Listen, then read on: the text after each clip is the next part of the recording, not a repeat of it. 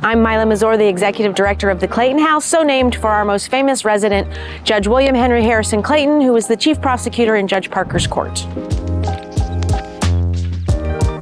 So the Clayton House is named for Judge Clayton. He lived in the house with his family from 1882 until 1897 when he moved to McAlester, Oklahoma, and was appointed as a federal judge. The house became a rental property, and then when Judge Clayton passed away in 1920, the house became a boarding house, and it operated as such until 1969. There was a fire in the house in 1969, and the woman who owned the house, Emma High, was unable to get the house fixed, nor could she sell the home. Because of the extensive fire damage, the house was condemned and was scheduled for demolition.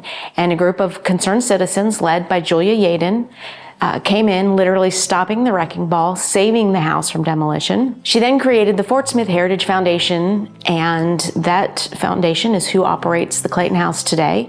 They renovated the house from 1970 to 1977, and we opened in May of 1977 as a historic house museum, and we are operating as such today. This is the formal parlor and the most formal room in the house. It is part of the public area of the house, and this is where the Claytons would gather with company. If they were having company that was both men and women, they would gather here together. One of the highlights that we like to point out in this room is up on our ceiling. It was discovered during the renovation.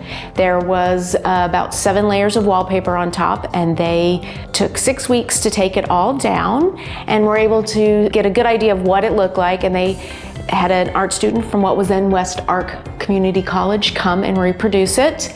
One of the descendants of the original muralists saw the article in the paper and came up to visit. She remembered being a small child and sitting on the floor watching her great-grandfather paint the Clayton ceiling.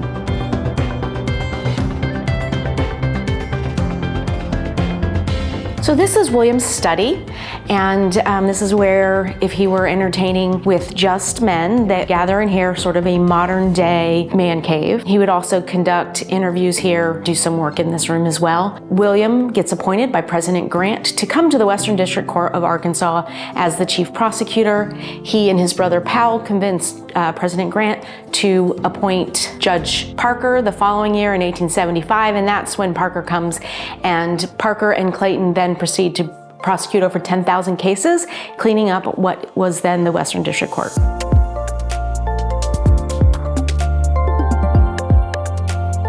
So this is what would have been the Clayton's bedroom. The furniture in this room was donated by a woman named Agnes Oglesby, who was a friend of the Clayton's oldest daughters. She was alive during the restoration of the home. We also have in this room what was her bassinet or cradle from when she was an infant. So this room was probably belonging to the Clayton's daughters. It adjoins to the room next door, and since they had 6 daughters and 1 son, it's a pretty safe bet that the daughters would have had connecting rooms. So thank you all for following me around the Clayton House today. I invite you to come and get a full tour. We are open Tuesday through Saturday from 12 to 4 and Sundays from 1 to 4. Other hours are by appointment, so you can always reach us by telephone, 479-783-3000. Website is www.claytonhouse.org, and we also have a Facebook page, and that is the Clayton House.